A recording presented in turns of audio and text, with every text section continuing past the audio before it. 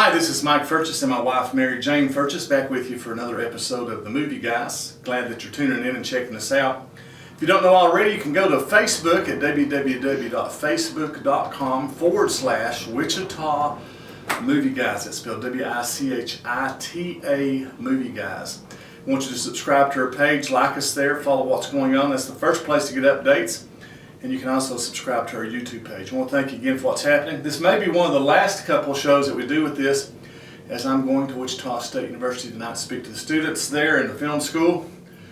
And they're looking at taking over and doing some of the production. We hope that works out. We'll know more about that later tonight, tomorrow morning. So, we just recently saw a movie. I saw it twice. I had to almost literally drag Mary Jane back to see it because I really wanted to review it, but I wanted two different positions on it. And the movie is the new horror flick that's out called A Quiet Place. It's directed by John Krasinski. You may know him from a character that he played in the television show The Office, as well as he played in the movie, was one of the leads in the movie 13 Hours. You didn't know that, did you? One of the leads there, and so he has some comedic and dramatic roles as well. He also directed the film and he stars in the film. So the movie also stars Emily Blunt, who I think does a phenomenal job. They play the couple of Evelyn and Lee Abbott, and they have a couple of kids. Melissa Simmons, who plays Reagan, and Noah Jupe, who plays Marcus. There's another child actor in the film, but he's little. I won't go into much detail about that, but I loved this movie. Mary Jane, I had to kind of drag to it, so tell us your thoughts. We'll get your thoughts out of the way first. And I've been struggling with allergies, so you got to bear with me with that. Mary Jane, tell us what you thought of A Quiet Place. Well, he's right. He practically had to drag me to the movie because I don't like horror and I don't like intense, nerve-wracking, scary stuff. So we went and he told me a little bit about it so I could sort of anticipate some things that were going to happen. That didn't prevent me from screaming and jumping several times through the movie. She said she was going to break my hand, and there was a couple of times where she almost did. I knew it was coming. She squeezed that hand really super hard. So, I liked it okay. It's, like I said, that's not my kind of movie. It was a good story. I was trying to think a few minutes ago about other scary movies with monsters or space aliens, and I don't know, was there another movie that was made where the aliens couldn't see? Not that I can think of, not to the extent. What happens is that the aliens in the movie, they cannot see, but they hear really well. They track their prey according to noise. Yeah.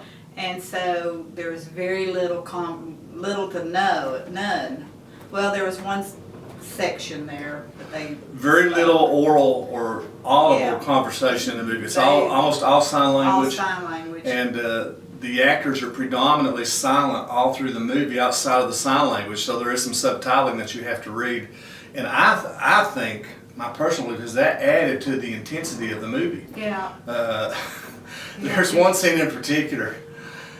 Mary, she's sitting there, she knows she's watching the movie, and she speaks out loud to the movie, and she says something, and then I look at her right after she says it, and she's sitting there like thinking that she can't say anything.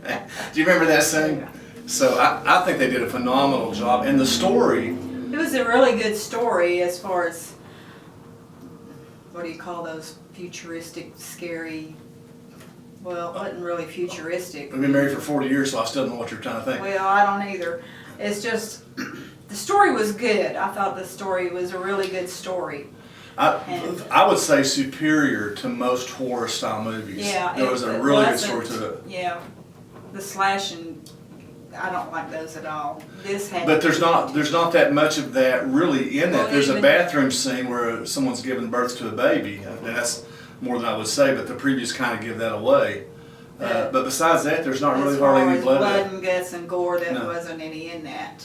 There's a couple of scenes. There's one scene towards the end of the movie where there's a little bit of what could be considered gore, but it's in a nighttime situation, and you really have to look straight. I didn't see it the first time I saw the movie, but I did see it the second time I saw the movie. So I think it's an excellent movie. Mary Jane can tell us what she thinks as far as the review. As far as horror goes, it's not a traditional horror story. friend Jen Alex Brockman, she told me that it reminded her that she has seen it now and she loved it, and she thought it reminded her of the early the Walking Dead days, and that there's a lot of intensity in it. You don't know what's going on, and it reminded her a lot of that, and I tend to agree with that. The early Walking Dead, when you didn't know what's going on, you're kind of scared and you're nervous. There's a lot of that type of scare. There's what I call jump scares all throughout the movie. That is, you're sitting there and all of a sudden you know what's going on and you jump. I had a lady, the first time I saw the movie, that was sitting next to me. Mary Jane wouldn't go, and I had a little elderly lady kind of sitting next to me. Her popcorn literally went every place, including all over me and over the floor. So there's those kind of scares. You don't want to be holding a soft drink and you don't know when they're coming. That's one of the things I liked about it. It was done so well. But the use of sound, or the lack thereof, if you will, I think they did a phenomenal job. So A Quiet Place is a winner for me. On a scale of 1 to 10, I would gladly give A Quiet Place a very rare 9. There was one reason I gave it a 9, and it was the continuity issues. We see in the movie starts, it's like day 29, then we see it later on like in day 480, which is over the time span of a year. And a lot of the scene takes place in a cornfield, which requires machinery to plant the corn. And that was just kind of a thing that didn't set well. It's like, okay, wait a second, how are they planting corn from year to year and keeping it in nice rows to where it's doing healthy without sound and the use of tractors and so forth. So that's one of the things that's kind of a pet peeve. But other than that, some continuity issues, I thought it was an excellent movie. And the first death, from the very beginning of the movie, there's only about 6 characters in the whole movie. And some of them have no dialogue outside of sign language.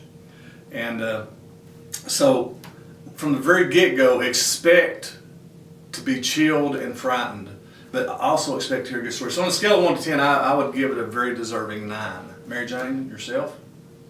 What would you say about it? What would you rate it? You said it was okay, so for a horror story, for you to say it's okay means it's like perfect. But well, I guess I could give it like a 8. That's hard for the story, because I give it an 8 based on the story.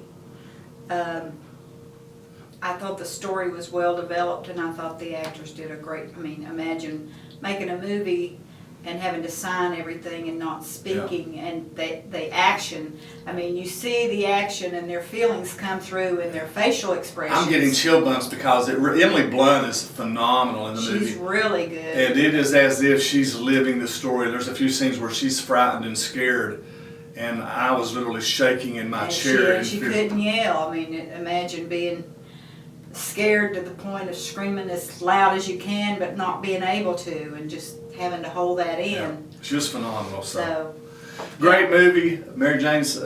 For a horror movie these days, to have a story to it is unique and admirable. So I would say if you like that type of thing, even if you don't like horror, it's worth seeing because it's not so scary, or there's not like a lot of blood and guts, or I don't remember any bad language at all in the movie, any foul language. And it shows the power, to me, the beautiful thing is it shows the power of family and the sacrifice. Man, if we could have families that loved each other today, that had the mother and father sacrificing for their children in the way that we see in this movie, it would be a phenomenal world that we live in, and I think a lot better off. We see the absence of fathers in films all the time, and man, I think the father in this movie, he's a father that I could long to be as good of a father as he was. So it's got that kind of a story to it, and very seldom do you maybe shed a tear or two in a horror movie because of a character that you love and what they're going through, but you will in A Quiet Place. So that's our review of the film. Hope you enjoy it. Hope you tune in to us again next week or the next show that we have. Subscribe to us, let your friends know about it. And remember what we say every week, Mary Jane, if you're going to the movie, she don't remember. Turn off your cell phone. Turn off your cell phones. Don't leave them on. You know, turn them off. If you've got an emergency that you could be expecting or something happening, put it on vibrate, go outside of the auditorium. Allude to that at AMC. We saw this at the AMC movie theater. Yeah, they tell you to take it outside, turn it off. So anyway, appreciate it. Have a great day. God bless, and thank you for watching the movie, guys.